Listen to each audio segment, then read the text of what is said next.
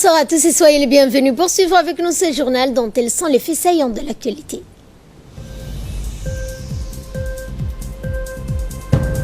Le ministère de la Communication a organisé un atelier de réflexion sur la cybercriminalité à Djibouti.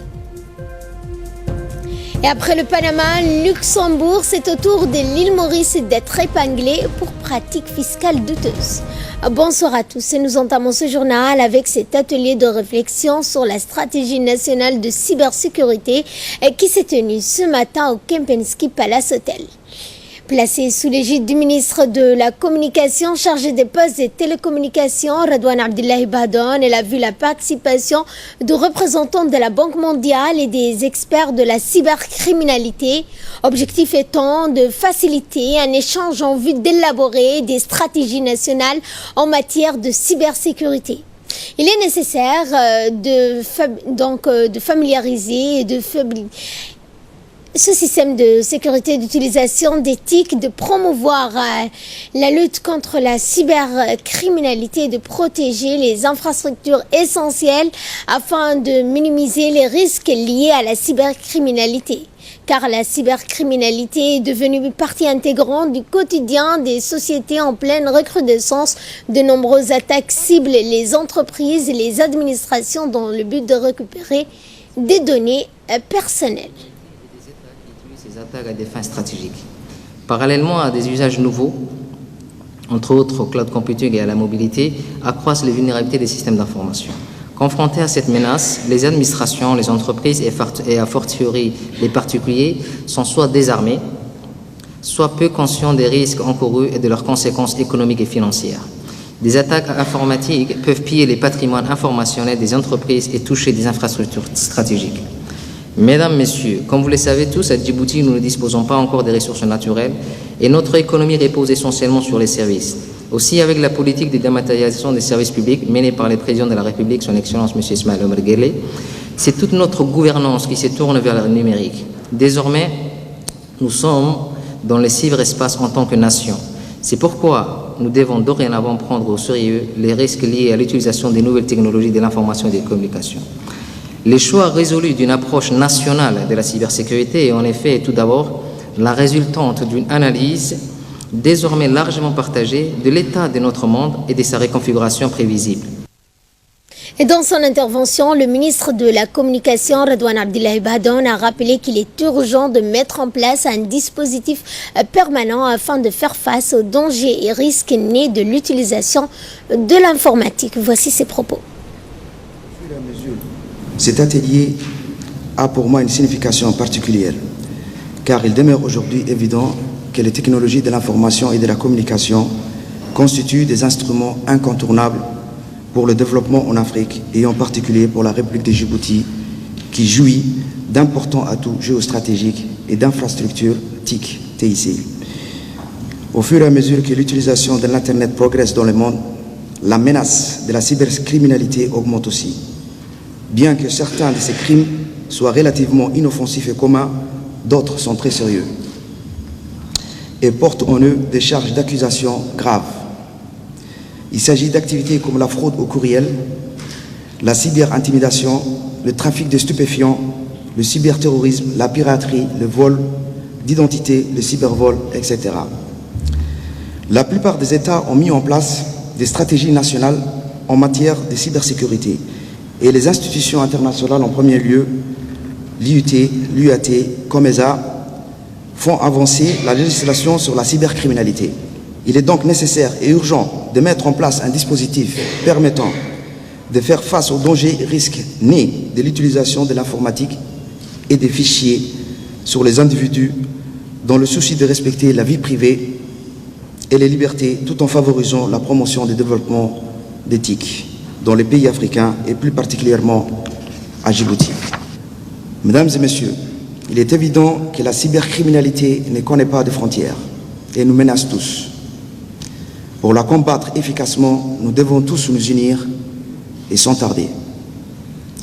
En effet, ces cybercriminels sont intelligents. Ils s'attaquent à nos systèmes de communication, à nos infrastructures vitales et menacent même notre économie et notre sécurité. Et l'armée de l'air des forces armées djiboutiennes communique que suite aux tests d'évaluation et visites médicales subies, il est porté à la connaissance du public que la liste des candidats retenus est affichée au lycée d'État de Djibouti.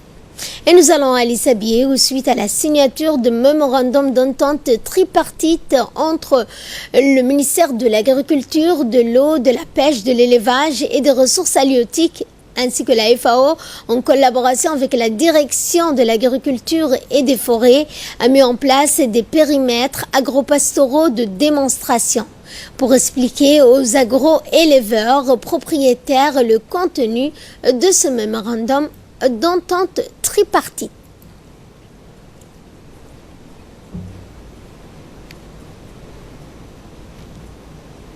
Donc, une des activités de ce projet, c'est la mise en place de 10 périmètres agropastoraux de démonstration à raison de 2 par région qui seront mis en œuvre selon les directives de la FAO et du ministère de l'Agriculture, de l'élevage, de la pêche.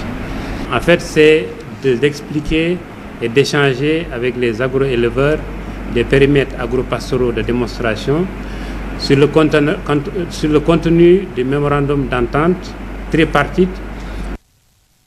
Et pour plus ample explication sur cette signature d'entente tripartite, écoutons M. Mokhtar Mahmoud. Projet du ministère, piloté par la FAO et financé par l'Union européenne.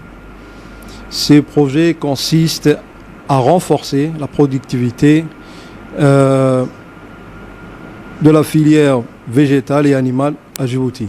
Parmi les activités prévues de ce projet, il y a une composante de création ou de mise en œuvre de périmètres pilotes, des périmètres agropastoraux de démonstration.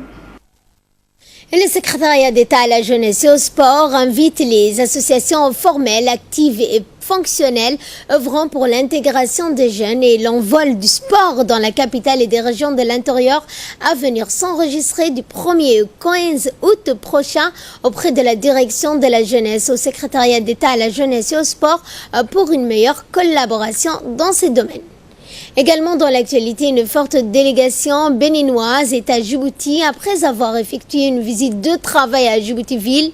Cette même délégation s'est rendue à Obok afin de procéder à une visite à la préfecture et au conseil régional d'Obok. La délégation a été accueillie chaleureusement par le sous-préfet de la région, le vice-président du conseil régional, M. Ahmed Ali Mohamed, qui a fait une présentation du plan de développement de la région d'Obok.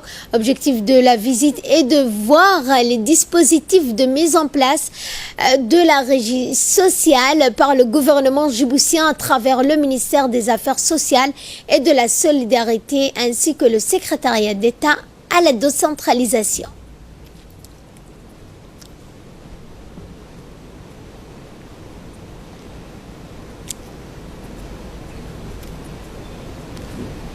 Dans notre magazine de ce soir, c'est bien évidemment la ville d'Obok qui est à l'honneur. Nous allons revenir pour parler de la région d'Obok, plus précisément de l'histoire de la première capitale appelée Hayou. Rétrospective dans ce magazine de la rédaction et un commentaire d'Abdelrahman Mohamed.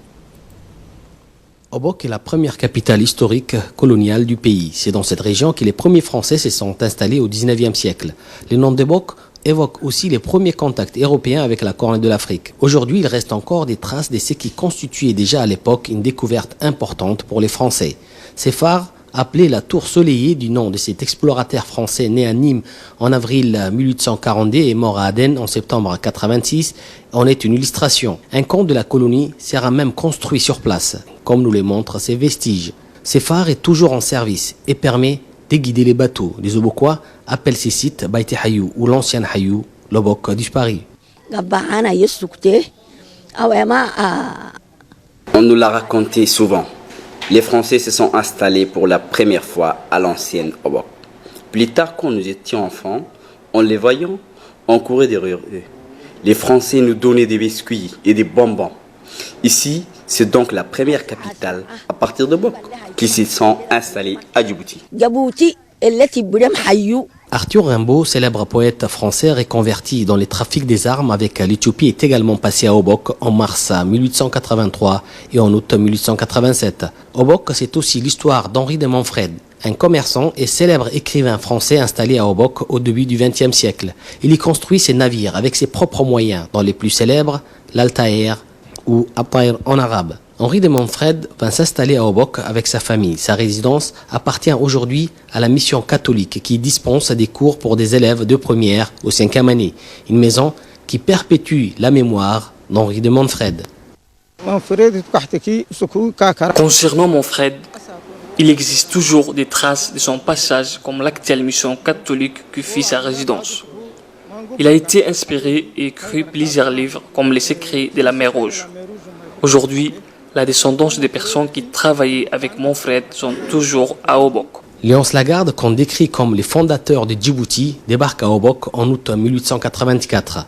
Le premier édifice, le plus important, a été construit pour lui. La résidence du comte Lagarde, fondateur et gouverneur de la côte française des Somalies. Ces hauts fonctionnaires et diplomates français vont étendre les territoires de la nouvelle colonie vers le sud du golfe de Tadjoura et finit par transférer l'administration vers Djibouti à partir de 1895. Actuellement, la résidence Lagarde est en plein travaux de rénovation et sert à héberger les hôtes des marques du préfet de la région. En somme, l'histoire d'Obok reste étroitement liée à la naissance de Djibouti. Et dans notre second dossier, nous parlerons de l'intégration mais aussi de la coexistence entre Djiboutiens et Yéménites ayant fui les affres de la guerre au Yémen. Ces réfugiés sont installés au camp Markazi d'Obok que nos reporters ont visité il y a quelque temps. Regardez. Lorsque le conflit a éclaté au Yémen en mars 2015, des milliers de personnes ont fui les pays pour trouver refuge à Djibouti. Le pays a accueilli environ 38 000 réfugiés yéménites, dont beaucoup sont partis vers d'autres pays. À Obok, dans les camps Markazi, ils sont plus de 1000 aujourd'hui, contre près de 3000 en 2015. Leurs conditions de vie se sont améliorées avec l'implication de plusieurs pays et organisations qui ont non seulement augmenté la dotation en alimentation et octroyé 300 maisons préfabriquées, climatisées, mais aussi l'éducation des enfants et la formation professionnelle, notamment l'apprentissage en informatique, pour ne citer que cela. Des efforts qui ont facilité l'intégration des réfugiés yéménites parmi la population obokoise. Aujourd'hui, beaucoup d'entre eux se sont lancés dans des activités commerciales, aux côtés des Obokois, animant ainsi la vie économique de la région. Ils sont actifs particulièrement dans le secteur de l'alimentation, comme ici, où Yéménites et Obokois se croisent quotidiennement au point que personne n'ait fait la différence, tellement la cohésion est importante, comme ils nous le confirment tous. Les commerces va bien. Ça fait déjà des ans que j'exerce et ça se passe bien avec les Obokois. Ce sont des gens bien, nous travaillons ensemble. Nous trouvons tous en ce moment, mais on a l'impression que le prix est légèrement élevé. Les Obokois et les Yéménites travaillent bien ensemble. Les relations sont bonnes, c'est pour cela qu'on remarque autant l'intégration. Cette intégration a permis de favoriser le partage des savoirs et d'expériences. Depuis, des nouvelles boutiques ont fait leur apparition. Les Obokois se sont lancés dans la vente d'articles qui nécessitaient jusqu'à là le déplacement vers la capitale. Pour les vice-présidents du conseil régional, cette intégration n'est pas uniquement les fruits de leur présence en nombre dans la ville, mais résulte bien aussi des liens historiques et géographiques entre la région d'Obok et le Yémen. Les Yéménites sont parmi nous depuis 2015. Nous vivions ensemble. Nous ne les considérons plus comme des réfugiés. Le commerce existait dans notre région, mais avec eux, nous avons franchi un pas parce que nous avons appris d'eux comme ils ont appris de nous.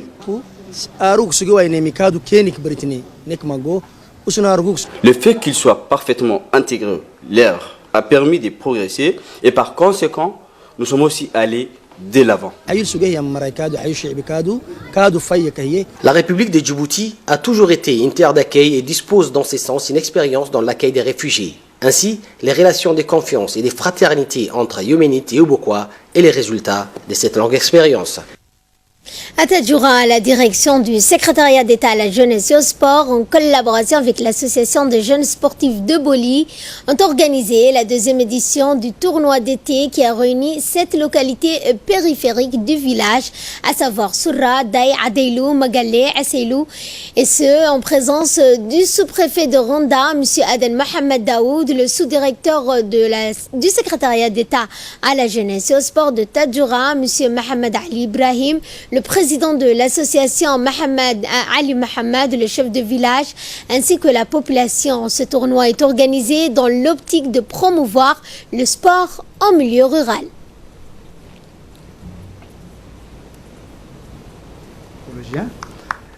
Qui viennent jouer et profiter de la fraîcheur de cet agréable environnement. Donc j'aimerais souligner aussi que ces jeunes jouent, comme vous le voyez, sur un terrain très difficile à pratiquer et très petit. Et là, j'aimerais souhaiter que le ministère prend en charge, c'est-à-dire de leur faire un grand terrain comme il se doit, pour que chaque été, le plus grand nombre de clubs puissent profiter de tournois d'été à la fraîcheur de Boli. Et de là, nous passons à ce qui domine l'actualité internationale. Des milliers de Tunisiens se sont rassemblés hier dans les rues de la capitale pour rendre un dernier hommage à leur président Béji Caïd Essebsi. Dès le matin, la foule s'est massée le long du trajet du cortège funéraire, une vingtaine de kilomètres entre le palais présidentiel de Carthage et le cimetière de Gelaz dans le sud de Tunis. Décédé jeudi à l'âge de 92 ans, le président a été enterré aux côtés des membres de sa famille. Une cérémonie officielle retransmise en direct a réuni des proches, de hauts responsables tunisiens et plusieurs chefs d'État étrangers, dont le président français Emmanuel Macron, le président palestinien Mahmoud Abbas, le premier ministre libyen Fayez El-Sarraj et le président algérien par intérim Abdelkader Ben Salah et le président maltais, portugais, l'émir du Qatar, le roi d'Espagne, le prince Moulay Rachid du Maroc étaient également présents. Et après le Panama, le Luxembourg, c'est au tour de l'île Maurice d'être épinglé pour pratiques fiscales douteuses. Le consortium international des journalistes d'investigation a publié 200 000 documents envoyés anonymement et provenant d'un cabinet spécialiste de la finance offshore. Il dévoile les dessous de la gigantesque machine à optimisation fiscale dont les pays africains seraient les premières victimes. Ces multinationales ne payent quasiment qu'un faible taux sur les profits réalisés en Afrique, puis règlent le reste de leur impôt au fisc mauricien qui ne leur demande quasiment rien. Les profits sont ensuite rapatriés vers les actionnaires. Voilà pour ce journal. Merci à vous de l'avoir suivi. Excellente soirée à toutes et à tous.